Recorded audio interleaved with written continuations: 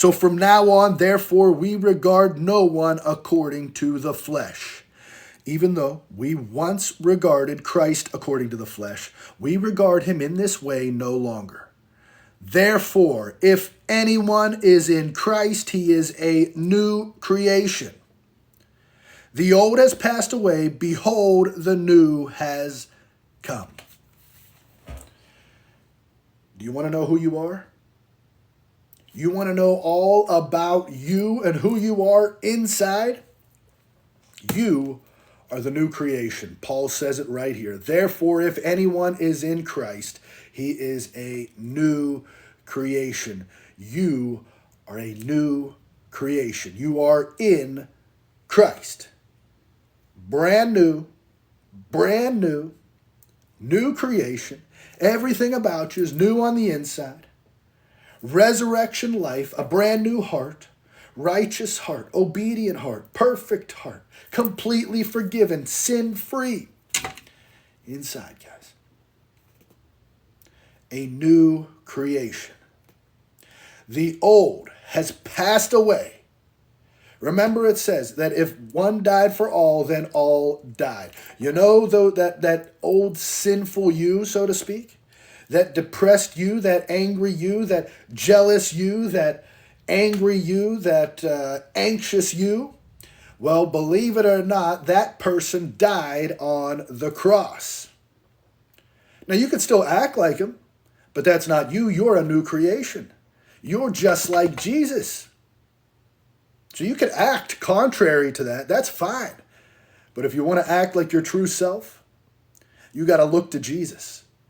Because that's who you are. You're looking in a mirror when you look at Jesus. You're looking at yourself. You're a new creation in Christ because of what Christ has done. All of this is from God, who through Christ reconciled us to himself and gave us the ministry of reconciliation.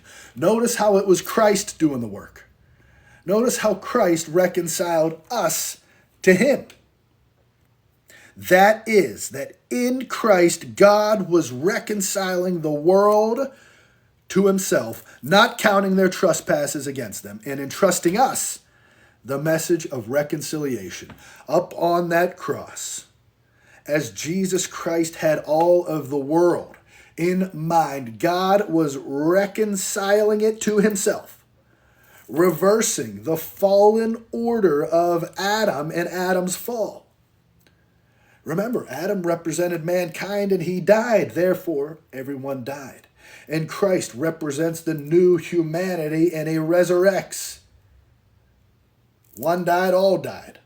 One lives, all live for him. So, God was in Christ reconciling the world to himself. What was he doing? Not counting their trespasses against them. What else was he doing? He was entrusting us this message of reconciliation. We go around. We tell the world, do you know that God has reconciled you to himself? Up on the cross, that's what Christ was doing. He wasn't changing God, he was changing you. He wasn't changing God's mind about you, he was changing your mind about God. Therefore, we are ambassadors of Christ, God making his appeal through us. And we implore you on behalf of Christ, be reconciled to God. For our sake he made him to be sin who knew no sin, so that in him we might become the righteousness of God. Whoa. Whoa. I'm going to get back to that right there. I'm going to get back to that. And it says this. Because of this decision, we do not evaluate people by what they have or how they look. We looked at the Messiah that way once and we got it all wrong. Okay? We looked at the Messiah as to what he had and what he looked like and we got it all wrong, as you know. But we don't look at him that way anymore. Now we look inside and we see that anyone united with the Messiah gets a fresh start. You're created brand new. The old life is gone. A new life emerges. Look at it. All of this comes from God, who settled the relationship between us and him. And then he called us to settle our relationships with each other.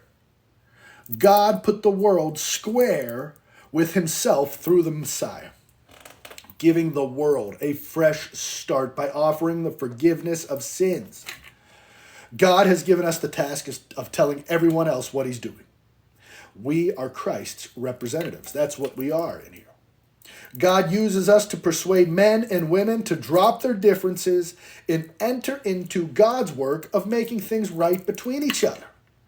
We're speaking for Christ himself, okay? Become friends with God because he is already a friend of you.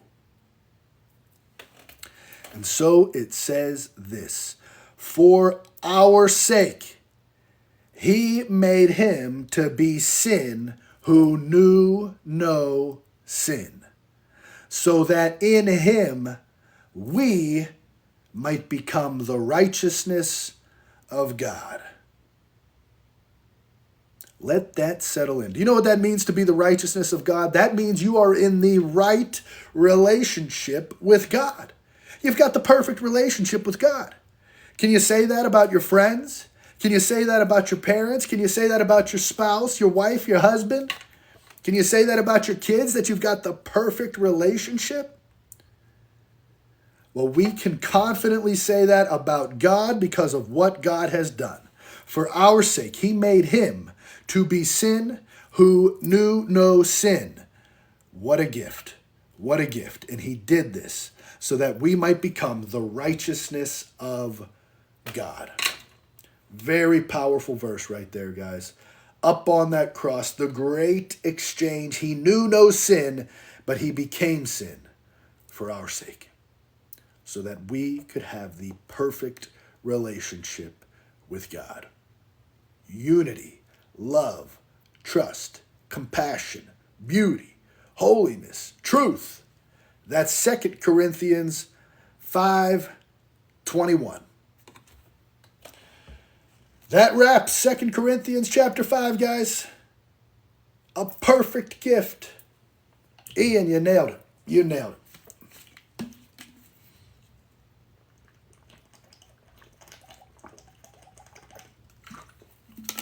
I'm all out of breath.